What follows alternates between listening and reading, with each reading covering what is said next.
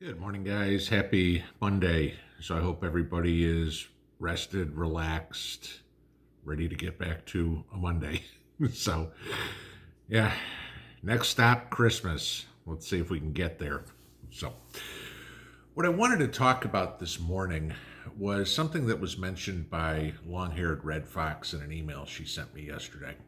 You know, and kind of an interesting video to watch. It was, New York Times, Sunday Times hour-long video. Believe it or not, I actually sat and watched this one.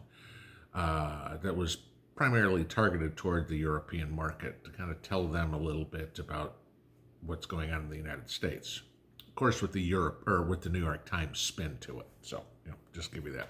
But you guys know throughout the last 14 years, I mean, probably longer, but certainly since Obama's first term, conservatives have been massively villainized in the media. I mean, we've been called deplorables, racists, fascists, teabaggers, domestic terrorists, misogynists, sexists, ideologues. But most recently, the most parroted line is white supremacist. Okay, think about this. AOC called Trump a white supremacist. Joy Reid, Colin Kaepernick, Ellie Mistal, God knows anybody else on MSNBC or CNBC. Hell, even Joe Biden all called Kyle Rittenhouse a white supremacist. And even the judge in Rittenhouse's trial was called a white supremacist because his phone ringtone had "Proud to be an American" by Lee Greenwood on it. Okay. Larry Elder, remember him? He's black, okay? Ran in the California gubernatorial recall election. He was called a white supremacist by the Democrats during the election. Even Enrique Tarrio, okay, the leader of the Proud Boys, has been labeled a white supremacist. Even though Tarrio said himself, the Proud Boys reject assertions that we're white supremacist, anti-Semitic, racist, or fascist. He goes, hell, I'm pretty brown. I'm Cuban. There's nothing white supremacist about me. Face it, it doesn't matter the color of your skin. Leftists are trying to label all conservatives, regardless of color, white supremacists. You, me, anyone, regardless of color, which I find pretty laughable. Okay. Are they out there? Sure. Are all of us white supremacists? Hell freaking no. Okay. There's bad apples in every bunch. Okay. There's bad doctors, bad lawyers, bad cops, bad whites, bad blacks, bad Hispanics, bad gas station attendants, you name it. Okay. In every case, they are the tiny, teeny minority. You can't paint everybody with the big, broad brush. But liberal politicians and the liberal media are sure as hell trying to do this. Okay. This politics of division, that was all started by Obama, is in full swing once again. You go back to Obama's instruction manual on how to do things, Saul Alinsky's rules for radicals. Rule number 5. Ridicule is man's most potent weapon. There is no defense. It is almost impossible to counterattack ridicule. Also, it infuriates the opposition who then react to your advantage. Sound familiar? Okay. Then, of course, you've always got the divide and conquer political strategy. In this strategy, one power breaks down another power into smaller, more manageable pieces and then takes control of everything piece by piece. Okay, it's a lot easier that way. We're seeing all of this play out before our eyes right now. Moderates and socialists on the left, conservatives and rhinos on the right, vaxxed versus unvaxxed, big versus small government, racial lines, religious lines, sexual preference lines, etc. Pick something, okay? God knows there's a checkbox for anything. Blue hair, blonde hair, or whatever the hell it would be, okay? We're all being placed in a bubble so that once all the boxes are checked for each one of us and we've all been pigeonholed, okay, we're a lot easier to eradicate. And make no mistake, that's exactly what's going on worldwide. I mean, think about it. Islamophobia, Asian hate crimes, murders, rapes, pick something, all in the name of division. Okay, white guy kills another white guy, black guy kills another black guy. Don't hear a word about it on the news. Boy, if it's cross racial lines, it's everywhere. Okay. And the media loves to stoke the flames each and every day. Okay. I told you last week about the verdicts in both the Rittenhouse case and the Coffee case. Same day. Both acquittals, both on a defense of self-defense, yet one verdict was plastered all over the media. Everybody was talking about it, and the other one got next to no coverage. Why? Race and race baiting, the divisive media. There is no other answer, okay? Both stories were basically the same, different scenario, but same defense. One black guy, one white guy. Of course, there's only an uproar over one verdict. Okay. So what's going to happen? I've said in the past what I see in our future, at least in the United States, many times. Okay. Balkanization is our only answer. The country's just too far apart. Okay. Polar opposites is about the most accurate description I could come up with how we are. Okay. There is no happy medium. The right and the left are not going to come together and find something centrist. It's just not. You've got communism on one side and corporate capitalism on the other side. There is no medium. Okay. Now, most of the people in our family here are conservatives. Not all, but most. Okay. And most of us, if you guys remember this little survey I put up here a month or so ago, most of us would lean more toward the moniker of constitutionalist or libertarian, okay? Overall, I'd say that's probably the leanings of most preppers. After all, we just want to be left alone. Okay, and that's not your typical trait of a nanny state-loving liberal. Right?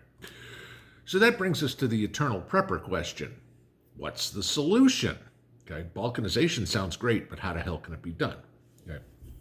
Well, this was actually solved by people a hell of a lot smarter than me, long before we got into the current economic, political, and geopolitical debacle that we're in right now.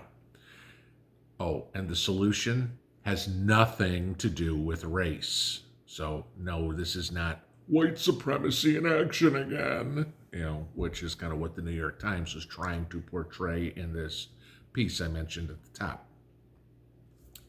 In 2011, survivalist novelist and blogger James Wesley Rawls came up with the idea for the American Redoubt.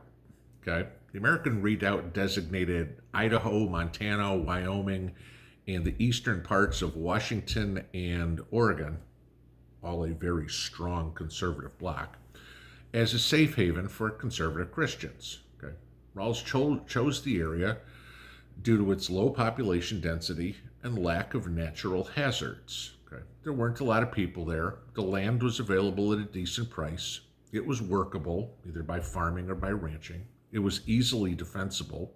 It was remote, and the people already there were pretty much diehard patriots for the most part. Okay. Well, people took heed, okay? People moved into the area like nobody's business. Mrs. P and I actually looked for land in both northern Idaho, Coeur d'Alene area, and western Montana, and we were shocked by what the property was selling for. Now, granted, this was 2018, and by now, West Coast conservatives had beaten us to the area, okay? We couldn't afford the asking prices of property.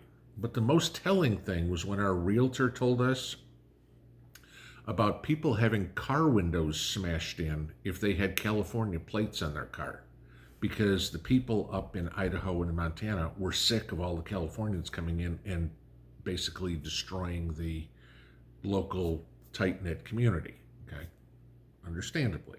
But I'm betting that I can guarantee this. I'm betting it wasn't all the lunchbox liberals that were coming from the Bay Area or something like that were deciding, hey, you know what? Let's move up to a place where it's got 7 months of snow. All right.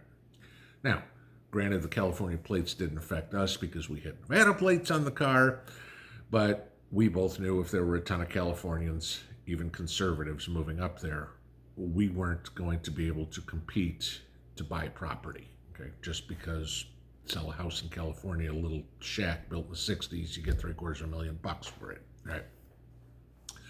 So the American Redoubt is still alive and well in the inland Northwest. And no, it's not a bunch of white supremacists running around, despite what the liberal media will tell you, okay? It's a place where God is good, guns are welcome, and the Constitution is paramount. It's kind of what all of us want, all right? But where did that leave us? Okay, we couldn't move up there, couldn't afford to.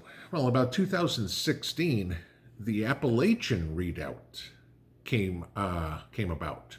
Now think about this. The massive majority of the U.S. population lives on the East Coast. When shit hits the fan, okay, you know all these people are heading west. Otherwise, they're swimming in the Atlantic, okay? So why would you want to be here? Well, depending on how far inland you go, any of those coasties would have to traverse the mountains to get to you, whether the Blue Ridge Mountains, the Smoky Mountains, the Adirondacks, whatever, okay? You see, I'm talking about an area that covers western Pennsylvania, all of West Virginia, western Virginia, eastern Kentucky, eastern Tennessee, northern Georgia, and northwestern Alabama. Pretty big area there. Okay. Your average coastie is not going to get too far trying to get through all of that, especially when the marauders or the military is probably owning the highway system pretty quick. Okay. Remember, this is a pretty big swath of land. If you've ever been here, okay, it's rough country. Wooded mountains, valleys, cliffs, saddles, ridges. There's a lot of land out there that's probably never been touched by human feet, okay? Just because it'd be crazy. You're not getting through there in a car or a motorcycle. The only way you're going to do it is rock climbing and walking, okay? I'm all the way on the other side, Cumberland Gap area. Pretty safe, okay? Where I say pretty safe, I'm going to give you this. Remember last month when everybody was talking about, La Palma and the volcano and the earthquake, and there's going to be a massive tsunami that hits the East Coast and everything like that? Let me give you this. The largest tsunami ever recorded on Earth was 1,720 feet in Lituya Bay in Alaska in 1958. If a 1,720-foot tsunami hit the East Coast, I wouldn't even get my feet wet. Okay, so yeah, not something I'm worried about. All those coasties, they're running for the hills. How far do they get? How many of them die before they get to me or decide never to even try to make the trek? 99% probably. Okay. So I want, again, going back, using Rawls' criteria of low population density and lack of natural hazards, I'm surprised he didn't consider this area. The only thing I can think of is because of so many people on the East Coast, and they ain't getting where I am, okay? There aren't a lot of people here. The land is still available at a decent price. It's workable by both farming and ranching, okay? It's easily defensible. It's remote. And the people here are diehard patriots for the most part. All the criteria that he wanted met. Okay. Now, granted, moving is not in the cards for a lot of people. I totally get that, okay? But knowing where to go, where you're going to find like-minded people, and hopefully some safety and security, should you have to beat feet, is certainly a prep that you should have, okay? Grab a map. Find the back roads on how you can get to West Virginia, Northern Georgia, whatever it's going to be, wherever you are. Whatever's going to be the fastest way to get somewhere that's defensible, where you're going to know you're going to find like-minded people. Because like the American Redoubt, like the Ozarks, the Appalachian Redoubt, that is pretty much where the majority of preppers in this country live. Granted, probably some in Alaska too, but that's crossing borders, and good luck doing that in an SHTF situation. So, I say do this for one reason. It may wind up your new long-term home. When the balloon goes up, or the bottom falls out. Have a good Monday.